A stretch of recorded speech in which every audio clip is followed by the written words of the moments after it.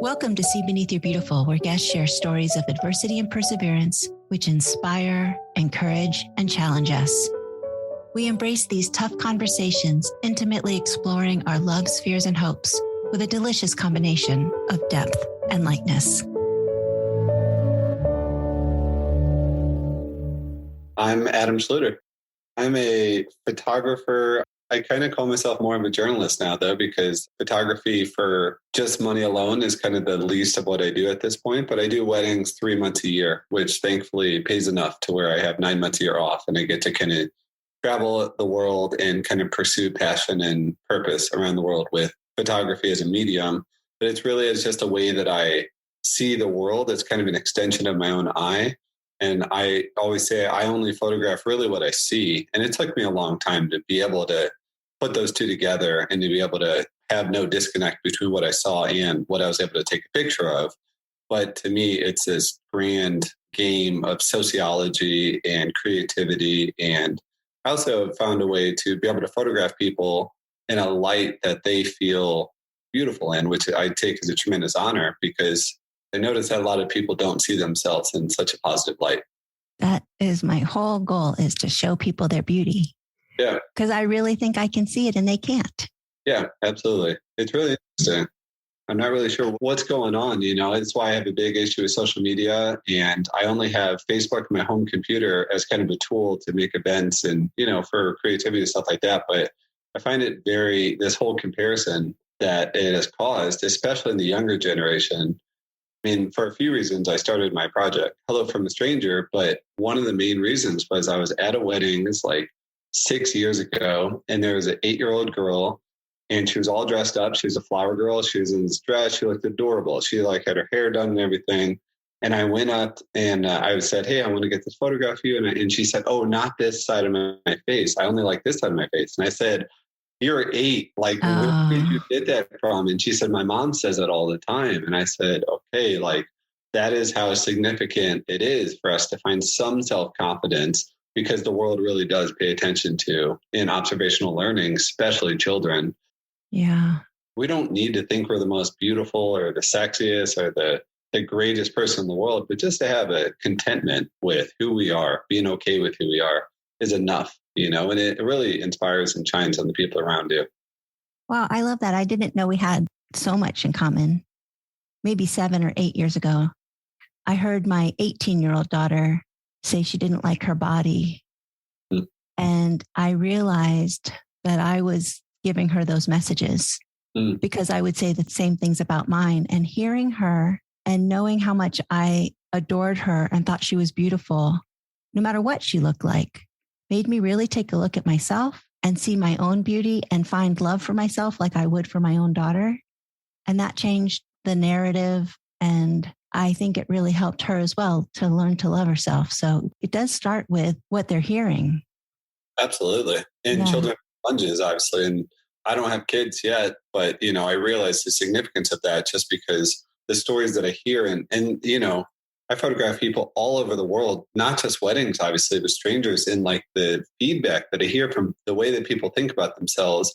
But then I photograph them the way that I saw them, but it's the way that they are. Mm-hmm. It takes communication, it takes a comfort, I guess, which I'm able to build with communication.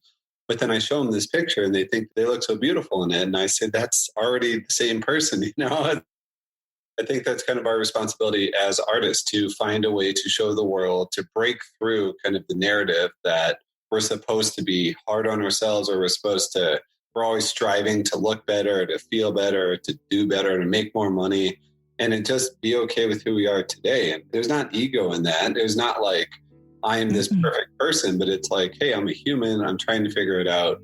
So are you. So am I. Let's share that together. And, then we can have a real relationship.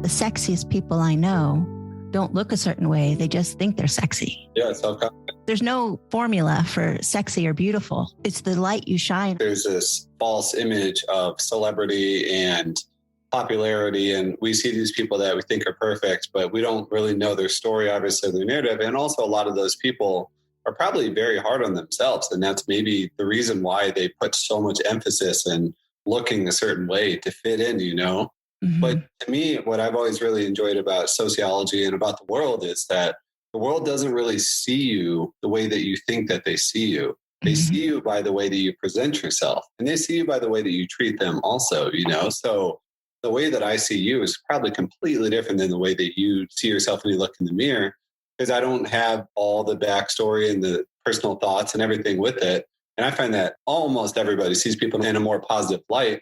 And those that don't, that's also coming from their own personal perspective of, maybe negativity, maybe it's a personal battle they're fighting, but that's not about you. So then you can really just rationalize this whole process and make it a little simpler. Right.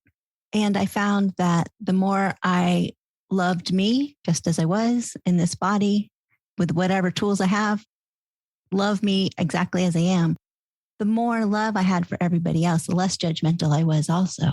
Absolutely. I really do see everybody's beauty. There's something beautiful about everybody. And it's really not about their looks at all.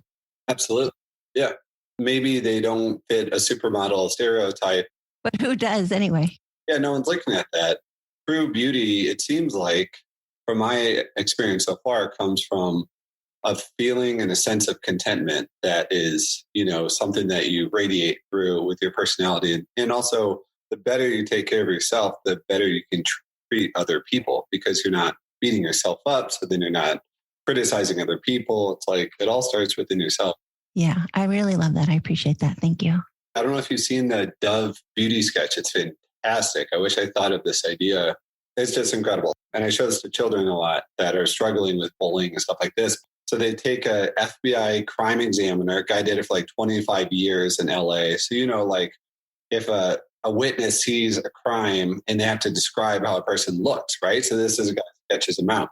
What they do is they have a girl completely blocked behind a wall, and that crime examiner is right here, and she's behind this wall. And so they never see each other ever. And they have the girl describe herself to the crime examiner, and he draws her based on what he has always done, right? Yeah. Then they take a random stranger, and the random stranger has never met her before, has to spend 24 hours with her. They go to lunch, go to breakfast, they take a walk in the park, stuff like that. And then that next day, that random stranger comes to the same studio and has to describe that same girl to that crime. And they put the two pictures next to each other. And it's unbelievable what that stranger who spent all this personal close time with just one-on-one, they didn't see largely the majority of any of the critiques and the crow's feet or the wrinkle. They didn't see any of that, Yeah. But they put the two pictures together. Then they show the girl how the world sees him versus the way that they see themselves. That is so great. I love that. I did something a little similar. I had a coach who had me close my eyes and put my hands by my side where I thought my sides were, how big I thought I was with my eyes closed. And it was obviously my hands were a lot wider than they should have been. And I thought that was fascinating. It's one thing for us to say for self-confidence or whatever, but it is literally essential for the younger generation, for children and young adults, but all people for us to treat ourselves better so that we're showing them through example to treat themselves better. And obviously suicide rates are the highest they've ever been. Bullying's highest they've ever been. And all it takes is kind of leading by example. And you don't need to think you're the sexiest person in the world, the best person in the world. You just got to be okay with who you are. That's it. There's just an acceptance. And what a waste of time anyway, of your precious life, wishing you were somebody or something different. Yeah, comparison.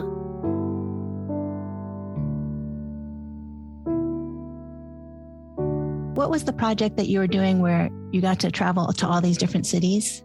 It wasn't even a project originally.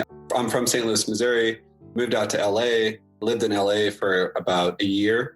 I had my dream offer. I worked really hard to get my offer to be a talent acquisition agent. I was going to move to LA and I was going to live this grand life. And I spent a year kind of in the hustle and bustle of LA to realize that by the time I got the offer that I didn't want to live there anymore. And so I didn't know what to do. I put all of my emphasis in that. I had interned and my college education was all part of that. So I was starting from scratch in my early 20s. I had a few friends that were living down in Mexico in the Baja. And so that was about 4 hours south of LA. And so when I was just giving up everything, I didn't know what to do. They all said, come down here and, live with us for a little bit. And I went down there, and my first time living out of the country, for an extended period of time. And I really just fell in love with the culture. And so I spent about 3 years in Mexico, just kind of restarting my life and kind of what I thought I was going to do.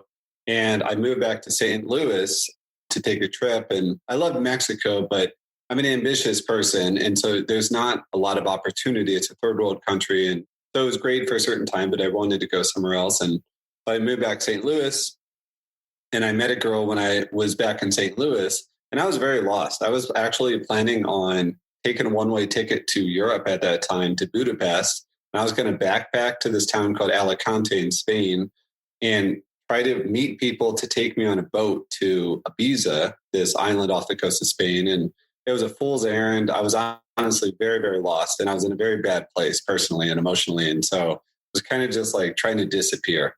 And so when I went back to St. Louis, it was over Christmas time, I had a friend who asked me if I could help him at his restaurant to like bartend because they were really short staffed. And I did. I met this girl there, and I kept telling her like, no, like I'm not. She was just like latching on to me. And I said, no, like I'm going. The truth is like, I wanted to die. I wanted to go out to Europe. I wanted to throw everything away, and I wanted to go to this island, and I wanted to just kind of disappear. And she just really held on to me. And so I was like, okay, fine, I'll give this a shot. And so I canceled that trip, and then we fell in love, but it was a very, very rocky relationship. She was on drugs when we first met. She was addicted to drugs when we first met. And so I came in as this like savior complex and trying to save her. And she's a rock and roll musician, and she would just go up and down and on and off drugs. And it finally got to a spot where there's this crazy night where I was at the same restaurant where I had met her at, and we were supposed to meet. Well, actually, a few days before, I'd gone to her apartment, and she had told me that she was clean, and she had been clean for a while. And she asked me for help, like cleaning up her apartment. I was helping her clean her apartment, and in one of her drawers, she had this bottle of Xanax, and it was like 60 Xanax in it. And I was like, Jesus, she never told me that she took Xanax. So whatever. It was a scary point. She was ODing and stuff, and so I actually counted the Xanax, and then I put them back in. I didn't tell her. But I was just curious if she was still doing this and lying about it. And so a few days later, we were supposed to meet up that night, and we were texting back and forth, and she had just disappeared. And so I just went to her apartment, and we'd been together for about a year at this time. And I went to her apartment, and I'm knocking on the door, and all the lights were on and banging on the door. We had just talked like an hour before, and she's not answering, and in her car's outside too. And long story short, she never answered the door or anything. So I went home, and at like 5 a.m, she called me, and she just sounded really out of it. And she said, "Where are you and what's going on?" And it's like, "What are you talking?" I was at your place, and I went to her place the next day, and she was acting like she just fell asleep. And I was like banging on her door, and I counted the Xanax again. She had taken 18 Xanax. Oh my gosh. She was on a fool's errand to like try to OD and die. Yeah. And I was wrapped up. I loved it. It was a very, very toxic, complicated relationship. When that happened, I said, look, I got to go. I can't die over, because, I had my mental health battles too. And I was like, I can't save you if you won't try. And when I said that, she's like, let's leave together. And I need to get out of this St. Louis and out of the rock and roll lifestyle and stuff like that. So we left together. We moved back to Mexico, and we're living in Mexico, but, we're running from her demons, and, I was running from some stuff too. And so it was cool for about 6 months, but then we're just essentially on an island together, and all that kind of came back. And so we said, let's just drive the whole Pacific Coast Highway and find the best place to live and move somewhere where there's some opportunity and start a new life. And we got sponsored by an outdoor company, Eureka, to do that trip, and went 22,000 miles. We spent 10 months on the Pacific Coast Highway and never left for 10 months. Mm-hmm. We were staying with some friends in Seattle, and they're like, have you been to Glacier? I was like, no. And they're like, you got to go to Glacier. And I was like, we're not supposed to leave the PCH. And they're like, we will kill you if you don't go to Glacier. Like, go and then come back and you can do your down road. And on the way to Glacier, we stopped in Coeur d'Alene. We actually stopped here at nighttime, and we stopped at 90 and 95. And so it was like bowling alleys and gas stations. Yeah. It was crap. So at nighttime, we just left. And so we're headed towards Kellogg, and we ended up spending the night in Kellogg. And I remember going over the bridge and being like, I feel like there's something beautiful here, but you couldn't see it. And we're in Kellogg, woke up the next day, and the town had heard what the trip was, and they were trying to get us to pick Kellogg. And I was like, no, this town kind of just sucks, and I didn't want to move there. And they're like, have you seen Coeur d'Alene? I was like, yeah, it sucks. I'm like, what? like, did you see Sandpoint? And I was like, no. They're like, go back, go to Coeur d'Alene, go to Sandpoint, and then take Highway 2 to Glacier. And on the way to do all that, we actually saw Coeur d'Alene in the light, in the sunlight, and saw the lake. And so I ended up picking this as our favorite. But once we moved here, we moved in this house that I'm still in today, and we had no money. We had only enough money for the first month's rent, prorated. We didn't even have enough for the first month's rent and the deposit. And so we had to get jobs. We got restaurant jobs, started from that. But like, just once we stopped, all those demons kind of came back and it pulled us apart. And she ended up breaking up with me and getting back into drugs and rock and roll. And it just really shattered me. Yeah.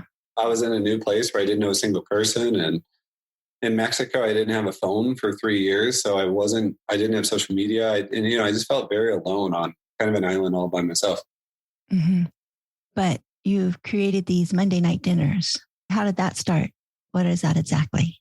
Well, what actually happened was she broke up with me and she left. And I was sitting here. It was the first winter time in the Northwest. I was going through a lot of depression. It was just brutal timing. I didn't know a person. Yeah. And so I hit a wall and I was really starting to think about suicide. And I've always had mental health, like ups and downs, and I've always fought depression and stuff. And so I was like, this is it. This is like, life's going to be tough. And when I was thinking about suicide, it scared the shit out of me. And I was like, I just have to get out of this house and out of my head.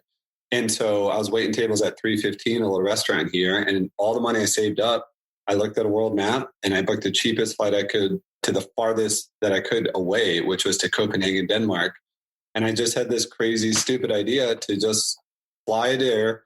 I love train travel. So I was like, I can move around on trains and then I can go to all these different countries and I'm just going to walk up to people and say hello and just try to share in their life with them and ask for their photograph and just try to I wanted to see if I was truly as alone as I felt. And so I booked that ticket. I spent 2 months in Europe. I had almost no money at all. Got sponsored at the last minute for that. So I was sleeping on trains and everything. And what had happened was I had gone through this process of so scared. I'm an introverted person. So it's like this idea of walking up to strangers and putting myself out there and rejection and all these people that, would tell me no. And I was thrown up in the place that I was staying the night before, the very first night. I was literally that scared. So I had this script to try to minimize the fear. And I would tell everyone, I'm photographing people all over the world, but only when I see something beautiful. And in this moment, this is so beautiful. Would you mind if I took your photograph? Mm-hmm. And everybody told me no. And it just destroyed me because I was like, I have this great script and everyone's telling me no, but people read it as disingenuous because when you walk up to a stranger, you only have a second for them to try to figure out if they trust you. Are you trying to sell them something? And so when you give them this script, they immediately think you're selling them something and they just say no, walk away.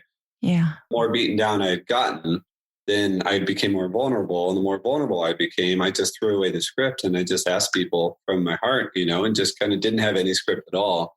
And then so it flipped and then everyone was telling me yes. And so this is the long way of saying, then when I came back, I had kind of started to understand this part of connection that I didn't understand before. And so now I was back in Coeur d'Alene where I didn't know a single person. And I was like, I'm just going to walk around this town and everyone that I meet, I'm going to invite them to have dinner in my house. And so grocery clerks, bank tellers, people on the street, people in coffee shops, everybody I'd meet, we would have a little genuine connection. I would say, do you want to have dinner at my house? And so it was just a crazy, goofy idea. I love it.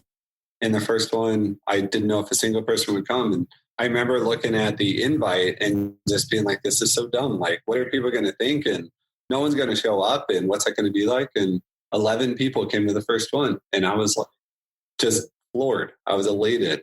And I just thought it was the coolest thing in the world. So I was like, let's just keep going. And so this last Monday, we just had our 56. Now there's almost 200 people that come to. Oh, that's so awesome. And you have live music and everything. Yeah. We did it for like 2 years of normal. And we used to do it in the winter time when it was small enough that everyone could come inside my house.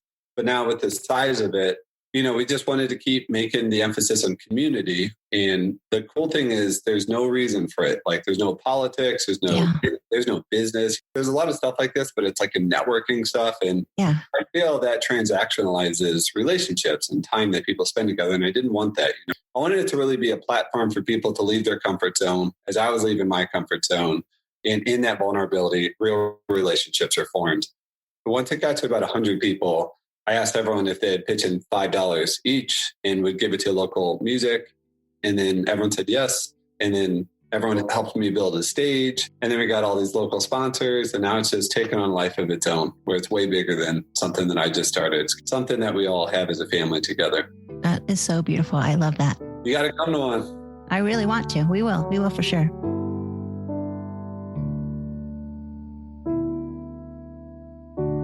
Didn't I just see that you had heart surgery? I did. Yeah. Open heart surgery a month ago. How old are you? Do you mind me asking? 36. Yeah, that was a cool moment of life. I mean, it was a very vulnerable moment. I was born with a thing called mitral valve prolapse. Essentially, I was born with a hole in my heart. And so the heart couldn't get all the blood out of it. Okay. And so it was a murmur. And so my heart would beat twice every time yours would beat once. Mm-hmm. And so I had lived my whole life with my heart having a very erratic heartbeat. And so usually just beating twice or three times, trying to get the blood out. And so when I was a kid, we monitored it really closely until I was 12. And when I was 12, I was wearing all these heart monitors and everything. And the doctors said, look, it's probably going to stay the same and live a normal life. Don't smoke cigarettes and minimize caffeine, stuff like that, whatever, but live a normal life. Yeah. And so from 12 to 36, I never once thought about it. I never checked anything. I never had any symptoms. And 1 year ago, I guess to 35, 1 year ago, I'm kind of a hypochondriac. And so every year I get a general checkup and I like to keep myself real healthy. And my doctor, they always hear the murmur and it always kind of scares them. And I always tell them what it is. And my doctor heard it and she said, when was the last time you got an echocardiogram? And I was like, it's like, 20, 24 years ago. But I was like, the doctor told me not to worry about it. She said, I know, but maybe it's been a long time. Just check it out. And I went home and I called them to see how much. I have great insurance. I pay almost $500 a month for insurance. Mm-hmm. It was still like $700 out of pocket. And so I was like, I'm just not going to do it. And I just couldn't stop thinking about it. And 2 weeks went by. And so I was like, fine, I'll just do it. And they called me immediately and said it had turned into mitral valve regurgitation. Essentially, one of my leaflets had stopped working. And so my heart was not able to get the blood out. And so my heart was rapidly expanding. Oh, wow. Your heart's supposed to be at 35 centimeters. Mine was already at 40 and it was moving really, really fast. And so in the next 2 or 3 years, I would have just died of heart failure. Wow. Or heart attack. And so we're very fortunate that we found it. And I was like, yeah, okay, like maybe a year from now, 6 months from now, we can do it. They're like 2 weeks. Like we're doing this immediately. So it was a cool moment of life. That's so great that she insisted. Yeah, I'm very, very grateful. And I would have never known. I just always had a very strange heartbeat and I've always had a lot of palpitations. And I just always told everyone I'm going to die someday of a heart something. I'm going to have a heart attack someday. I have a very adventurous, like adrenaline kind of lifestyle stuff. So it wasn't conducive to heart issues. So I just told everyone I'm going to die someday of a heart issue. And so I'm grateful to have another chance.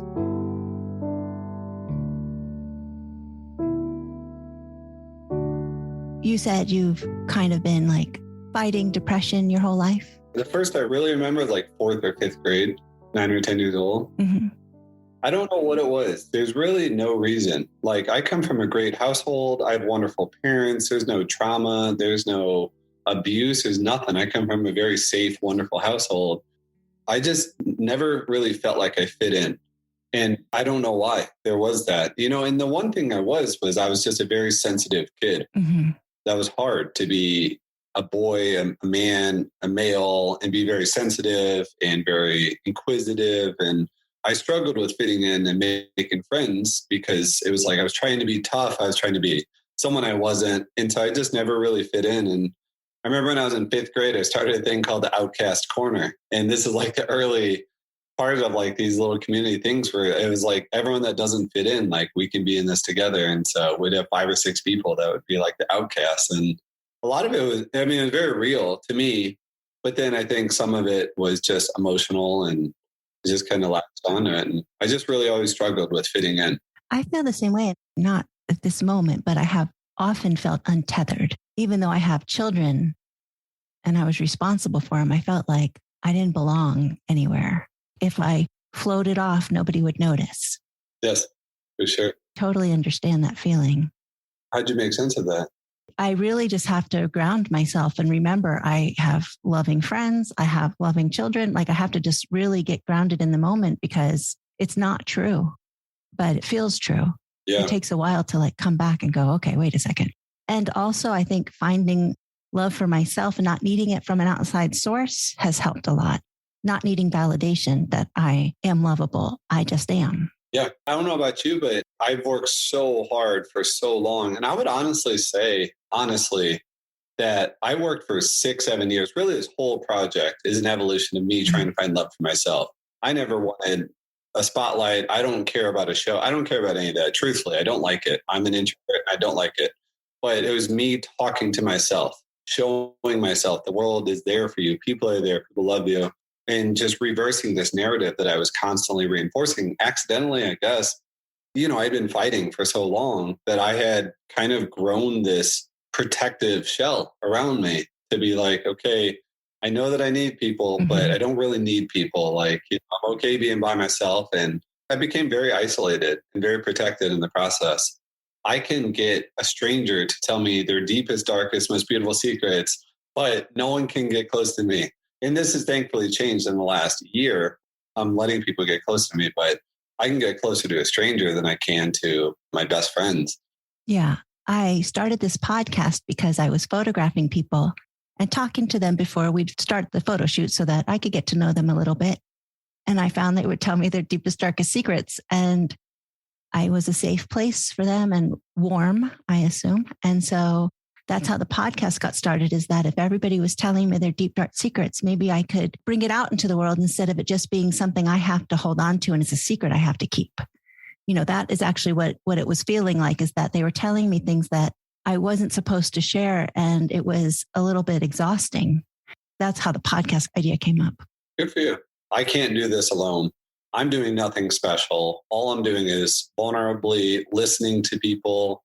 I'm present with them. I'm intentional with the time, but there's nothing I do that's special about that you can't do also. And the world needs us, but we also need it to be balanced. And we need people to really be out there listening to each other and talking to each other and paying attention to each other because, for people like us, I assume we're very similar personalities. And it's like, it's very overwhelming sometimes. And people tell me like, I haven't even told this to my wife. And I'm like, right. Same. There's a quote, I can't remember it exactly, that says there's a fight in an artist to show the world their art, but hide. I feel like that's us. I don't really want to be front and center at all, but I want my art to be out there. I want it to be seen and I want people to enjoy it. And I want the person who's the subject to love it. It's obviously your expression, but it gives you fulfillment too, to give that to other people. And we need that and purpose, meaning. Yeah. The hardest thing that I learned, and maybe one of the best things I learned, it's something for people to be able to share these secrets and have someone to listen, but they also need it to be balanced, So it's easy to just be a listener and people will just dump stuff all the time. But for them to make more sense of their own journey and their own stories and their own traumas or whatever it is, it helps for them to have a balanced relationship. So then that puts more of an emphasis on us to not hide in the shadows, which is very difficult, of course. Something that's relatable, and then that's why I don't do social media. I just have that Facebook on my home computer, but it's like, I was so tired of people seeing my life through social media and thinking I had this perfect life where I was really suffering, on a mental health perspective. And I would always tell people, no. Like that's the highlight reel. And trust me, like, yeah, I just felt that I was feeding into this loop and there was this loss of transparency in it. So I remember somebody telling me, oh, it looks like you're doing so great. And my house was about to be in foreclosure because I was self-promoting. I was showing that I had work, but the truth was I was struggling. So that is really a truth. It is the highlight reel. It is what you want the world to see. Somebody said, actually, you post so much. I know everything about you. I said, you only know what I'm telling you. We need people to take the responsibility of being more transparent with the behind the scenes of it, because there's this constant comparison, of course. And, obviously with celebrity, but whatever the quote was, it's like we judge everyone else by their highlight reel, but we judge ourselves by the behind the scenes. And it's very truthful, because if you get lost in that false reality, it's easy to feel like everyone else has it figured out and I'm the only one that has no clue what the hell I'm doing. I'm the first to tell people I don't have a damn clue what I'm doing, but I also enjoy not knowing what I'm doing. But by me sharing that transparent conversation or relationship with someone else, it helps me work through my own things also. It's up to us to equalize relationships, and not just let people think that we have it all figured out. So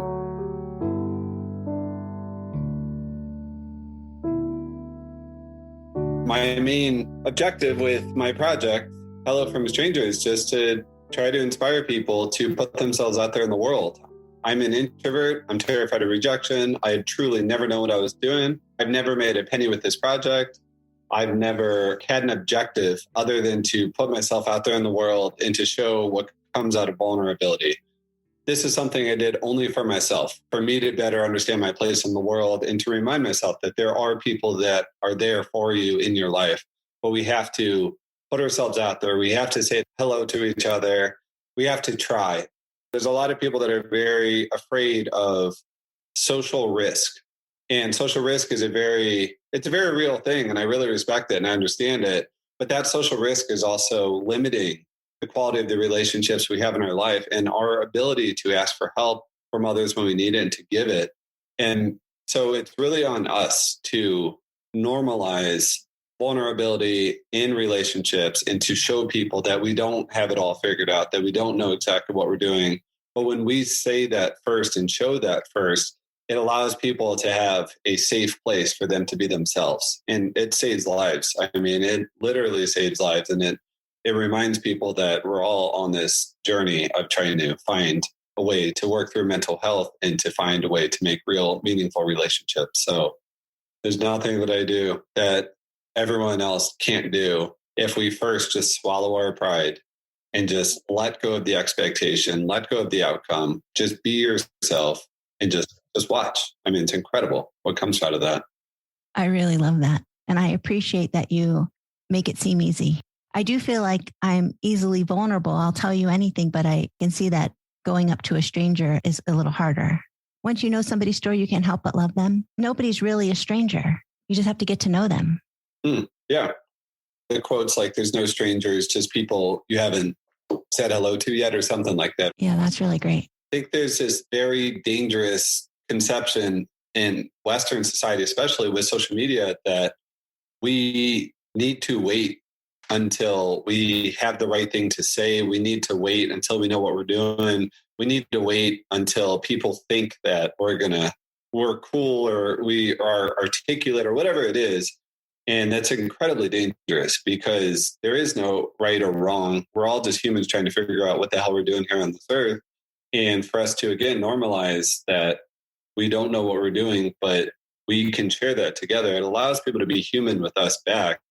And I'm not saying it's easy to go out there and to just ask questions and get stories from people. That's easy. The hard part is to also put yourself in that relationship as a way to balance it out and for you to give other people a way to relate to a story and also see that, it's okay that they don't have it figured out. Mm-hmm. And I have found as I get older and also doing this podcast that a genuine curiosity about people really helps. You don't have to worry about what to say. Absolutely. That's what I always get from people like, well, how can I prepare for your podcast? And I'm like, you just can't. There's no preparing. Yeah. Yeah, absolutely. And it's okay to say, I don't know, or right. I don't have the answer to that. It's okay to stumble on words. It's okay to be awkward sometimes, that is the most normal, basic human element that we could possibly facilitate for a relationship. Yeah. Genuine curiosity, conversation, and, saying hello to people. Everything's practice, and we need to practice that skill. It's something that we've lost with social media and digital communication is the ability to just, try to just go out there and just be ourselves. But we don't do that for a long period of time. Just like any other skill that we have in life, we'll forget how to use it and forget how to be ourselves and how to communicate. So just practice, let go of the expectation, you're going to end up seeing it's going to work out very differently than you're going to probably expect it to when before, when you're just stuck in your head, because the world's a wonderful place. People are very wonderful, overwhelmingly wonderful. And I go to the deepest, darkest, most dangerous parts on the face of the planet to try to prove otherwise. And I've never been able to prove that otherwise. That's not an optimistic, naive, like, I'm not here to fluff you up. I'm not here to, give you some bullshit to tell you. That's deeply researched on a very real sense that the world is there to be there for you. The large majority, 95+%. I think so too. I think that is the key, is that if you believe everybody's kind, that really helps, instead of thinking everybody's out to get you. People are people. I'm not going to say that everyone's kind, because it's a complicated world out there. And when you're out in different countries, there's different rules that apply. But people usually have a genuine motive to do the right thing and to be there for you. But you also need to be perceptive. You need to be intuitive. It helps to not, take away the distractions and just pay attention to the world. And I think that's one of the most beneficial things we can do for our mental health. This has been a great interview. Thank you for talking to me. Yeah, I really appreciate you reaching out. This is a lot of fun. And this is something out of my comfort zone also, because we've never met and what it's going to be. But, it's nice for me to continue to just practice being human too with you. That's so great. You've given me a lot of things to think about. So I appreciate it. And I am definitely going to come some Monday night, I promise. Yeah, please. It's a display of people leaving their comfort zones. Yeah. I bet 80% of the Monday night dinners are introverts. And some people come and they show up and they leave. And some people even tell me, like, I pulled up out front, but I couldn't do it. And so and I'm like, that's okay. Like, good for you for like showing up, Yeah. And some people show up, they sit by themselves and then, just slowly branching out. And then it's a very, very genuine community. And I would seriously 80% plus are introverts, and it's hard for them to show up, but that creates a real kind of relationship and a real kind of atmosphere of creating genuine relationships out of that. So I hope to see you there. You're welcome anytime. Anyone that's listening is welcome too. Come on down. We're capable of so much more than we allow ourselves to believe when we just get stuck in our head. Our head tells us a lot of lies. It's easy. And, comfort is very addicting. You just continue to sink into that. And we're seeing that now with, digital everything, to where people don't need to leave their comfort zones to create real relationships. But we're also seeing the damage that causes, where we're surrounded by people, but people feel really alone. And so it does take that vulnerability to create a real relationship. And for us, we're all fighting battles. I mean, let's just share it together. It helps all of us. Thank you for joining us for this week's episode of See Beneath Your Beautiful, hosted by Hara Allison. And thanks for your ratings and reviews. We'll be back next week with a new episode. Stay tuned.